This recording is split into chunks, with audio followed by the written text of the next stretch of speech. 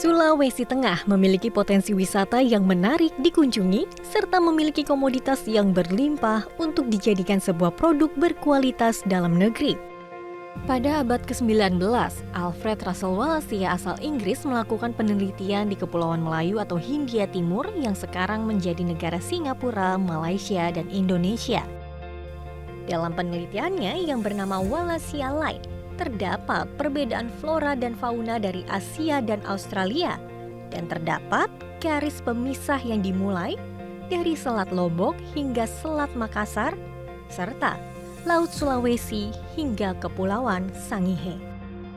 Terinspirasi dari hal tersebut, Gubernur Sulawesi Tengah Rusdi Mastura berkeinginan mewujudkan mimpi membuat mega proyek Wallacea Line untuk mendorong kemajuan Sulawesi Tengah. Mega proyek ini menggambarkan jalur pelayaran tradisional yang menghubungkan antar provinsi dan negara di semenanjung utara Asia Tenggara, salah satunya Sulawesi. Jalur ini akan menjadikan Teluk Tomini dan Selat Makassar sebagai pusat lalu lintas loading barang dan jasa. Melihat jalur tersebut, Gubernur Sulawesi Tengah berharap mega proyek Wallacea Line akan membentuk poros ekonomi maritim timur Indonesia, seperti mengaktifkan ekonomi bandar lama diantaranya Pelabuhan Donggala, Pelabuhan Poso, Pelabuhan Pagimana, dan Pelabuhan Kolonedale. Sedangkan ke depannya ada 2 rencana yang dilakukan oleh pemerintah provinsi, mengingat lokasi Teluk Palu berada di seberang penajem pasar IKN Kalimantan Timur. Pertama, membangun 3 jalur cepat, 3 jalan tol, dan 3 pelabuhan internasional. Sedangkan yang kedua, meningkatkan investasi antara investor dan rakyat. Mari dimulai dari ibu kota Palu. Berada di Bukit Tondo, travelers dapat mengunjungi Tugu dan Gong Perdamaian. Diawali dengan Gong Perdamaian Nusantara. Gong ini merupakan salah satu gong yang tersebar di beberapa titik di Indonesia, sehingga ini menjadi pengingat sebagai Gong Perdamaian Nusantara, sarana persaudaraan dan pemersatu bangsa. Sudah mengetahui makna Gong Perdamaian, maka travelers juga wajib nih naik ke Puncak Tugu atau Monumen Perdamaian. Dari Puncak Monumen Nusa Rara Nusa Batutu pemandangannya begitu cantik. Ada laut, ada bukit-bukit, udaranya begitu sejuk dapat Anda rasakan. Jadi dalam bahasa suku Kaili, suku asli Sulawesi Tengah, Nusa Rara Nusa Batutu memiliki arti bersaudara dan bersatu.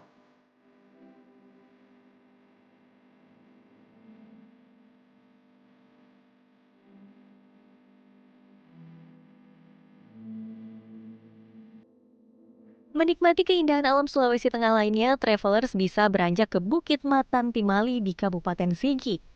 Jaraknya sekitar 30 km dari kota Palu atau waktu tempuh dengan menggunakan mobil sekitar 1 jam 30 menit. Berlokasi di ketinggian sekitar 800 meter di atas permukaan laut, Bukit Matan Timali menjadi spot favorit bagi penggemar olahraga minat khusus para layang. Sesampainya saya pun lihat beberapa orang yang siap berlatih nih travelers. Nah, ini dia pemandangan dari Bukit Matan Timali. Jadi Presiden pertama Indonesia Soekarno pada tahun 1957 menginjakkan kaki pertama kali di sini dan mengatakan bahwa Palu ialah mutiara di Katulistiwa. Di sini tempat para layang, yaitu minat khusus bagi yang ingin melihat kota Palu dari udara. Di sini pun ada penggiatnya. Saya mau nanya, kira-kira apa saja yang bisa dilihat jika terbang para layang? Halo Om Aska. Izin bertanya Om. Kalau nanti terbang para layang di atas sini, apa saja pemandangan yang bisa dilihat? Ya, jadi tempat ini, Matan Timali ini salah satu tempat terbaik di Asia Tenggara lah, kira-kira begitu. Kalau terbang di sini luar biasa, view-nya cukup bagus. Kita bisa melihat Teluk Palu, Lembah Palu, ya, dan pegunungan di sekitarnya. Ada sungai juga di bawah. Ya lengkap deh. Makanya Palu ini dikenal sebagai kota 5 dimensi. Selamat siang, para layang Sulawesi Tengah. Bravo, bravo, bravo! Matan Timali ini lokasinya menghadap Teluk Palu dan lembah Palu sehingga memberikan banyak keuntungan bagi penerbang para layang. Faktor kecepatan angin di puncak bukit ini pun cenderung stabil sepanjang tahun. Para glider dapat terbang di langit Sulawesi Tengah hingga berjam-jam loh travelers. Melihat Sulawesi Tengah dari udara, provinsi ini memiliki 12 kabupaten dengan kekayaan alamnya yang sangat melimpah dan dapat bersaing di pasar ekspor dunia.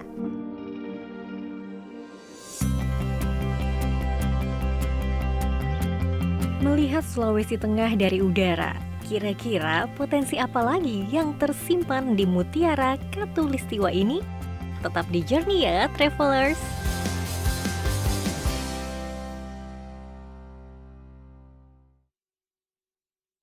Jadi, tahu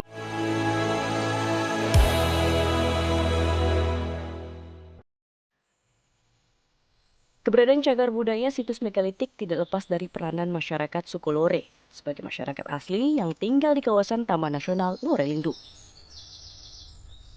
Menurut catatan para peneliti, sekitar 400 situs megalitik tersebar di 3 kawasan di Kabupaten Poso, yakni di Lembah Napu, Lembah Besoa, dan Lembah Bada.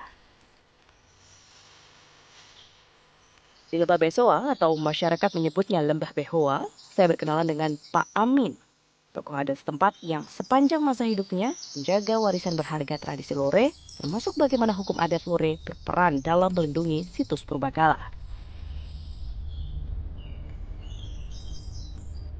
Seperti kemarin ada pengerusakan di Batu Toki, arcanya diambil, dicuri, dibawa ke Palu, sudah sampai di pelabuhan, tapi masyarakat kejar melalui lembaga adat, dikejar sampai melibatkan polisi, diambil itu arca itu dikembalikan di sini, sehingga pelakunya itu disanksi sangat berat dia, 5 ekor sapi dia bayar, itu dia punya kesalahan itu.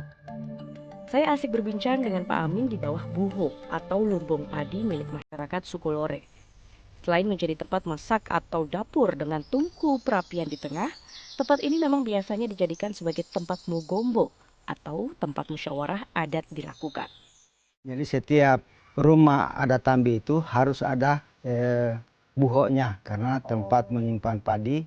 Jadi diibaratkan sebagai suami istri. Kalau Tambi itu suami, buho ini istrinya. Sepasang ya? Ya, sepasang. Makanya di ujung tangga itu ada gambar, di sana wajah laki, di sini wajah perempuan di ujung tangga itu. Ini dia travelers, tampilan depan dari Tambi, rumah adat suku Lore dan buho atau lumbung padinya. Menarik sekali, saya berkesempatan masuk dan melihat langsung interior bangunan rumah Tambi, warisan asli dari ratusan tahun lalu yang tersisa hanya satu-satunya di Lembah Besoa ini.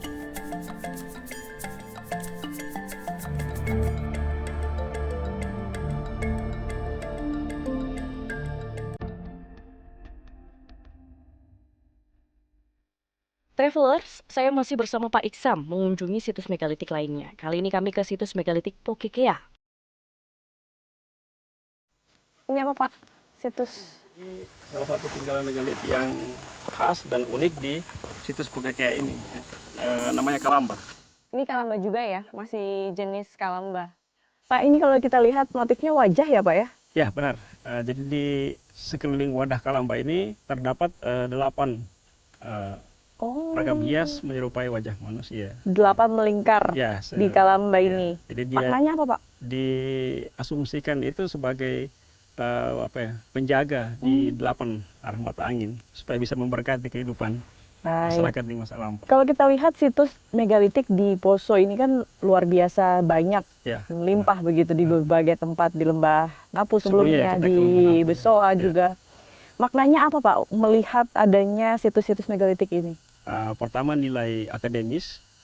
Jadi tinggalan megalitik yang ada di Sulawesi Tengah atau di Lore ini menjadi kajian multidisiplin ilmu. Yang kedua itu nilai strategis. Nah, masyarakat di masa lampau sudah mengenal sistem gotong royong dalam membangun monumen-monumen megalit. Nah, itu bisa kita ambil pelajaran, nilai gotong royong itu bisa diterapkan hingga kehidupan sekarang ini. Atau integrasi antar suku bangsa dalam gotong royong. Nah, nilai yang ketiga adalah nilai ekonomis, adalah pemanfaatan seluas-luasnya tinggalan menggelit untuk pembangunan atau ada manfaatnya untuk masyarakat sekitar. Apakah bisa kita katakan bahwa peradaban tertua di Indonesia di Sulawesi? Benar. Atau Jadi bagaimana? dengan adanya tinggalan menggelit yang seperti kita lihat sekarang ini itu menjadi bukti bahwa kehidupan masyarakat yang ada di Lore atau Sulawesi Tengah atau di Indonesia sudah berlangsung sejak zaman prasejarah dan mereka sudah mempunyai pengetahuan yang sangat maju dan organisasi penggerak massa yang sangat besar. Jadi mereka sudah punya teknologi yang sangat berkembang dan itu bisa mengarah kepada bukan lagi istilah kebudayaan tapi peradaban. Karena beberapa studi mengatakan bahwa tinggalan megalit yang ada di Sulawesi Tengah itu bagian dari perjalanan migrasi suku-suku bangsa di Asia Pasifik. Dan kita patut bangga. Nah, kita ya seperti itu, harus bangga dengan tinggalan yang ditinggalkan oleh nenek moyang kita. Situs Pokekea menjadi salah satu situs yang memiliki ragam artefak paling lengkap. Beberapa kalamba yang ada di sini memiliki ragam hias bernilai seni tinggi. Hanya golongan berstrata sosial tinggi saja yang memiliki ragam hias di kalamba atau makam mereka. Hiasan yang menarik salah satunya adalah yang menampilkan makaka Sulawesi.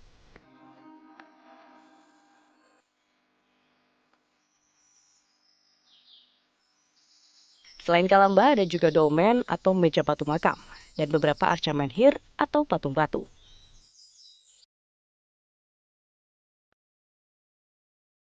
Sementara itu ada juga arca menhir dengan bentuk serupa di Lembah Besoa, yakni arca menhir Tadulako.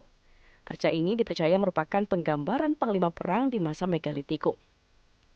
Arca-arca menhir ini merupakan situs-situs yang paling sering dikunjungi wisatawan. Selain masyarakat, peran Taman Nasional Lorelindo tidak lepas dalam memaksimalkan potensi wisata kawasan. Bukan hanya untuk para wisatawan yang ingin melihat ragam flora fauna endemis Celebes, tetapi juga mereka yang ingin mengenal budaya suku Lore. Kebanyakan wisatawan mancanegara ya, itu para hobis burung yang berkucing. Tapi dalam kita mengantar atau menggait mereka, kita juga mempromosikan bahwa wilayah kami itu seperti ini kehidupan masyarakatnya, termasuk potensi-potensi megalit yang ada di sini, sehingga mereka datang ke Lorelindo itu mendapat nilai tambah.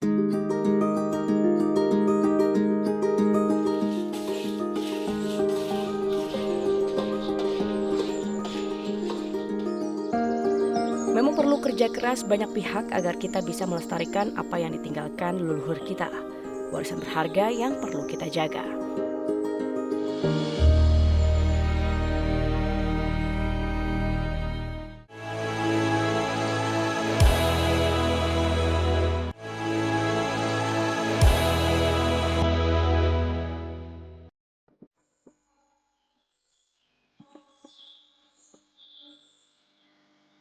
Setelah perjalanan panjang dan melelahkan melewati lembah Napu dan lembah Besoa, kali ini saya berada di lembah Bada. Hamparan sawah dan kehidupan sederhana para petani Bada menjadi pemandangan yang bisa kita nikmati sebelum memasuki area kawasan situs megalitik Palindo.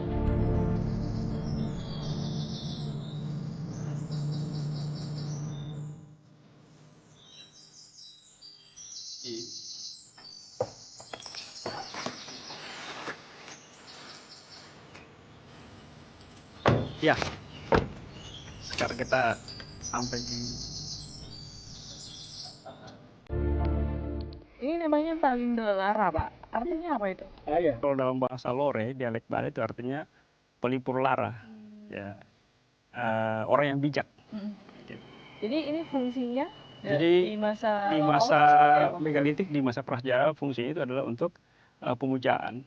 Jadi dia adalah simbol dari leluhur atau nenek moyang. Kalau kita lihat ini satu-satunya yang memang paling besar dan paling tinggi, apa dan berbentuk itu manusia. Iya, jadi patung Palindo Lara ini di Indonesia termasuk arca menhir megalitik dari budaya megalitik yang terbesar di Indonesia. Tingginya dari permukaan tanah itu sampai di ujung kepala 4 meter. Ya, sementara patung-patung lain di Indonesia itu lebih kecil daripada ukuran patung Palindo Lara ini. Dan kalau diukur sampai bawah pasti panjang lagi atau? Iya, itu berdasarkan hasil scan tahun 2022 tahun lalu itu totalnya dari bawah tanah itu kan di permukaan ke bawah itu sekitar 3-4 meter. Jadi totalnya hampir sekitar 7 meter. Wow, sampai Ya. 7 meter ya? Ya. Ini manusia raksasa Ya, terasa seperti itu. Oh, kalau kita lihat posisinya ini agak miring. Dari awal ditemukan sudah begini atau seperti Ya, dari hasil laporan peneliti di akhir abad 20 memang sudah dilaporkan ditemukan dalam keadaan miring. Tapi ada cerita rakyatnya bahwa patung ini miring karena dulu ada perang antar suku saling memperebutkan patung ini. Kalau dilihat jenis kelamin ini laki-laki atau perempuan? Kalau dari genetalannya sudah jelas ini adalah laki-laki dan digambarkan di pahat kedua tangan itu mengarah kepada genetalia. Oh, ini jarinya ya? Ya, jadi ada 5 jelas. Saat itu ya. Menhir yang raksasa ini yang ada di sini, Palindo. Jenis batuannya apa, Pak? Ini menurut para ahli geologi jenis batuan granit. Granit. Iya, ini batuan sebenarnya yang sudah cukup sulit untuk dibentuk atau dipahat. Jadi di masa prasejarah itu waktu mereka membuat ini termasuk mempunyai keahlian yang sangat tinggi karena ini jenis batuan yang keras. Apa yang spesial dari patung Palindo ini, Pak? Selain dari bentuknya yang besar, terbesar di Indonesia atau mungkin di Asia Tenggara, dan juga dari atributnya ini. Jadi atributnya ini misalnya dari memakai ada ikat kepala, yang tradisi memakai ikat kepala itu sampai saat ini suku Lore itu masih menggunakannya dalam berbagai kegiatan di masyarakat. Oh, Sebenarnya jadi itu kalau ada kepalanya ya? Ya, itu namanya siga. Siga. Ya, ikat kepala. Dan pembuatan siga dari kain kulit kayu di Lebah Bara ini masih berlangsung hingga saat ini. Jadi bisa dihubungkan dengan tradisi megalitik yang masih berlanjut. Saya menjelaskan sejarah masa lampau dari tradisi yang masih berlanjut. Jika arca Palindo menggambarkan laki-laki, travelers juga bisa melihat arca Langke Bulawa yang menggambarkan perempuan. Arca ini letaknya tidak begitu jauh dari arca Palindo di Lembah Pada.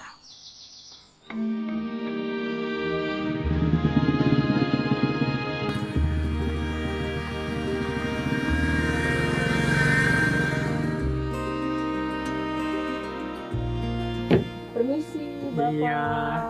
Ini lagi buat apa, Pak? Ini lagi buat hiasan. Yang sementara saya buat ini gelang tangan yang terbuat dari biji buah kalide. Oh, jadi kalide itu biji-bijian ini ya? Iya, Saya boleh lihat-lihat dulu ya, Pak ya? boleh. Silakan. Di sini travelers bisa membawa pulang berbagai kerajinan yang dibuat dari biji buah kalide, termasuk ikat kepala khas suku Bada. Permisi. Silakan diatur di depan cermin mana posisinya. Oke. Ada juga loh baju adat kebanggaan suku Bada yang terbuat dari biji kalide dan dari kulit kayu. Sebuah karya seni tingkat tinggi yang diturunkan dari para leluhur dan terus dilestarikan. Travelers, perjalanan kali ini memang agak sedikit berbeda. Namun lagi-lagi, saya menemukan banyak alasan untuk terus mencintai Indonesia. Dengan berbagai kekayaan yang kita punya, sudah sepatutnya kita bangga dan turut ambil peran dengan cara kunjungi, lindungi, dan lestarikan.